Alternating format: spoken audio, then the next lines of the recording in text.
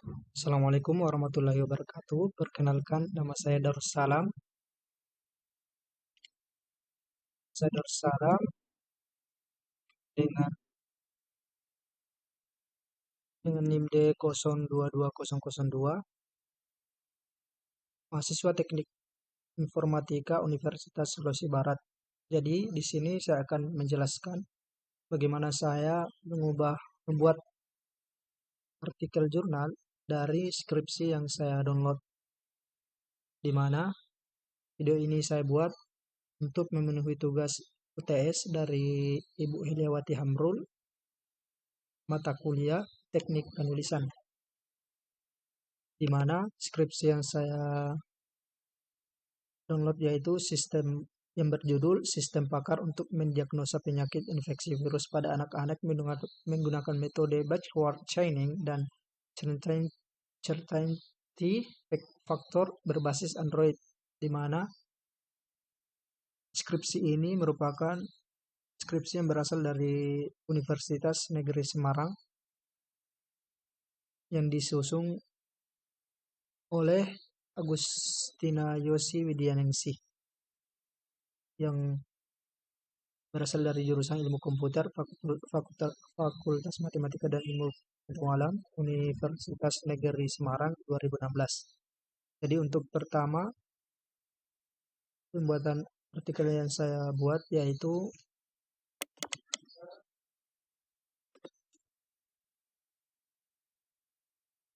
judul Sistem Pakar untuk Mendiagnosa Penyakit Infeksi Virus pada Anak-anak, yang dimana disusun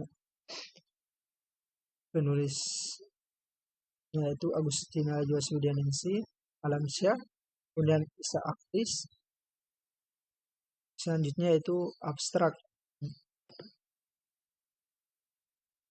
di mana abstrak di sini terdiri dari beberapa paragraf di mana yang berisi penjelasan tentang penyakit infeksi virus pada anak, kemudian tujuan dari penelitian ini dan hasil dari penelitian ini,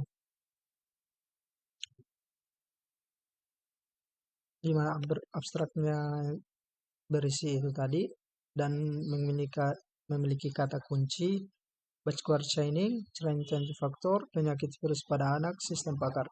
Kemudian bab 1, pendahuluan.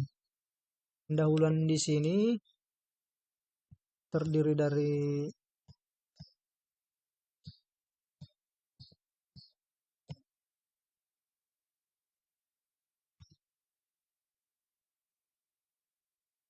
dari beberapa beberapa paragraf, dan saya buat pendahuluan di sini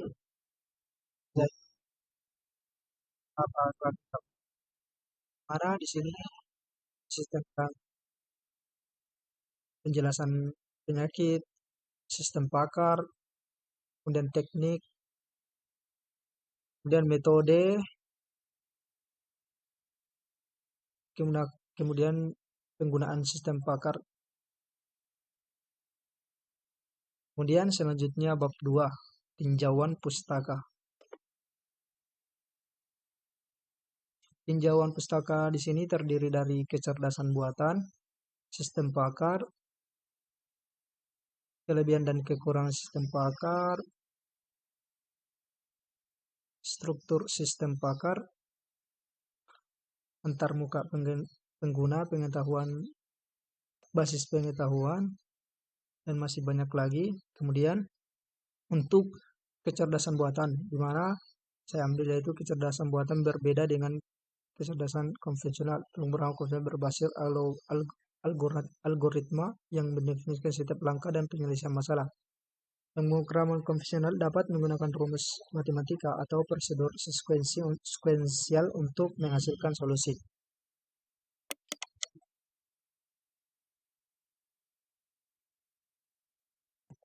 Kemudian sistem pakar. Di sini sistem pakar yang saya itu di mana sistem pakar yang di sistem pakar yang dibuat pada wilayah pengetahuan tertentu untuk suatu kesepakatan tertentu. Mana di sini berisi tentang sistem pakar, bagaimana digunakan dalam penelitian ini. Kemudian struktur sistem pakar,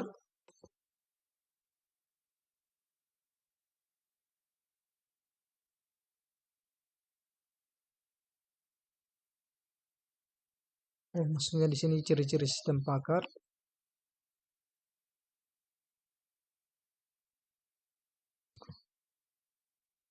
Hmm,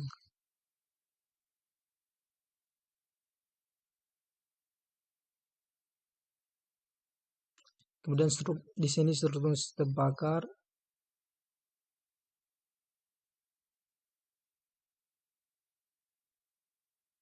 di mana menjelaskan tentang seluruh komponen sistem pakar.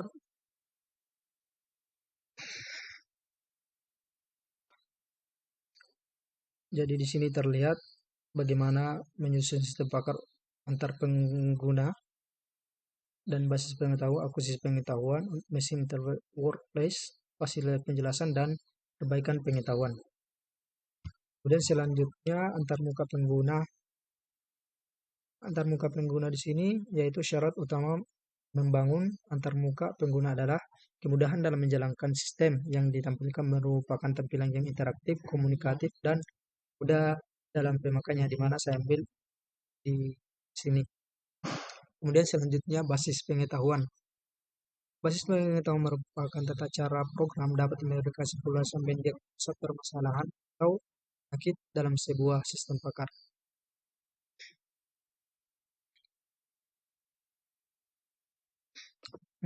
Selanjutnya yaitu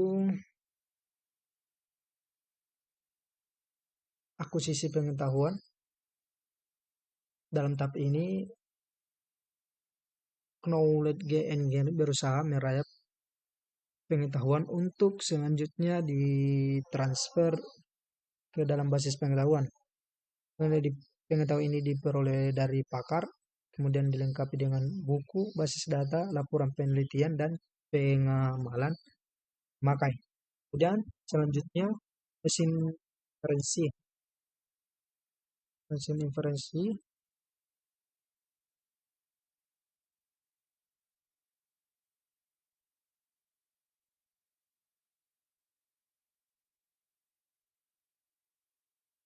di mana mesin inferensi selama proses konsultasi antar sistem dan user, mekanisme inferensi menguji aturan satu demi satu sampai kondisi itu benar.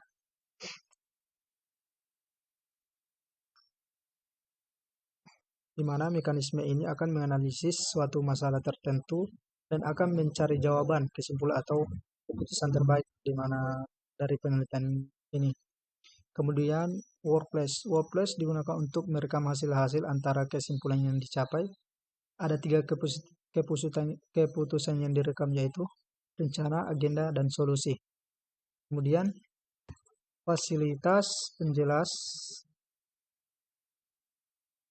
di mana komponen merupakan komponen tambahan yang akan meningkatkan kemampuan sebuah sistem pakar. Komponen ini menggambarkan pengenalan sistem pada pemakai. Kemudian perbaikan pengetahuan, kemudian referensi pengetahuan, kemudian batch code chaining,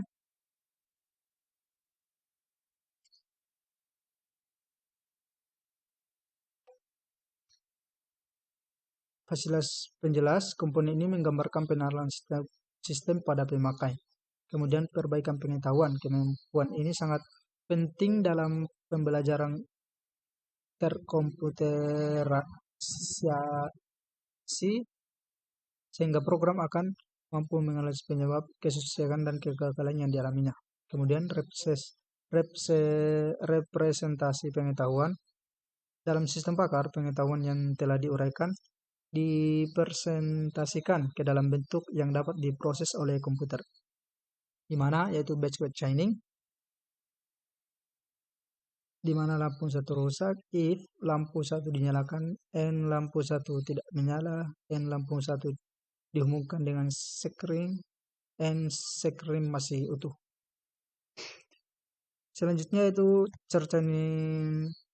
certainty faktor. yang menggunakan.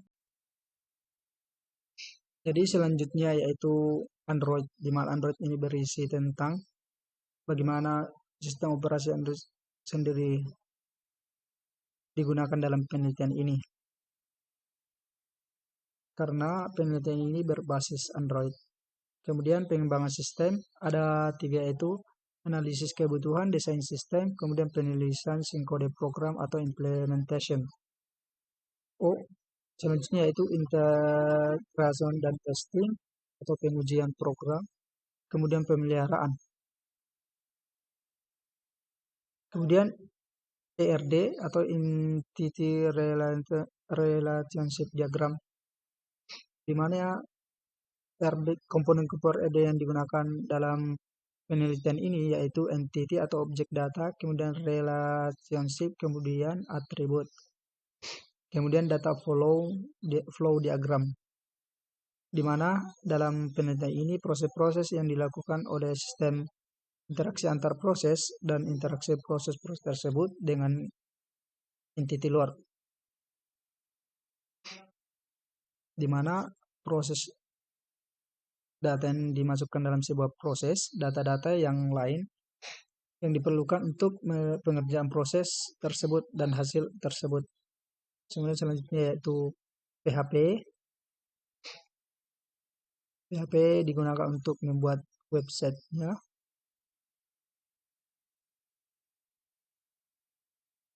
Kemudian SQL, Ellipse, semua digunakan komponen atau software pendukung untuk melakukan penelitian ini. Buat sistem penelitian ini yang berbasis Android.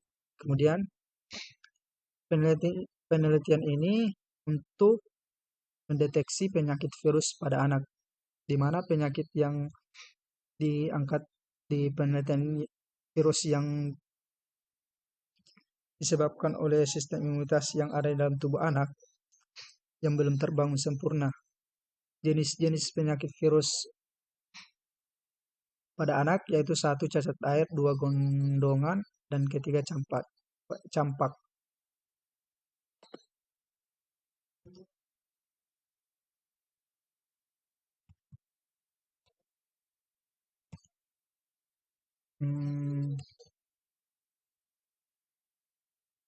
Kemudian penelitian terkait, di mana penelitian terkait di sini penelitian ini sudah dilakukan oleh Dr. Aelata Mumakulita pada tahun 2012 dan kemudian Iriani S pada tahun 2015, kemudian Arasati dan M. Rudjanto pada 2016, kemudian Orisa et al. 2014, dan yang terakhir yaitu Munander et al. 2012. Jadi sekian dan terima kasih. Lebih dan kurangnya mohon dimaafkan. Jadi itulah penjelasan dari jurnal yang saya buat berdasarkan skripsi yang saya cari dan saya download di internet. Jadi terima kasih. Assalamualaikum warahmatullahi wabarakatuh.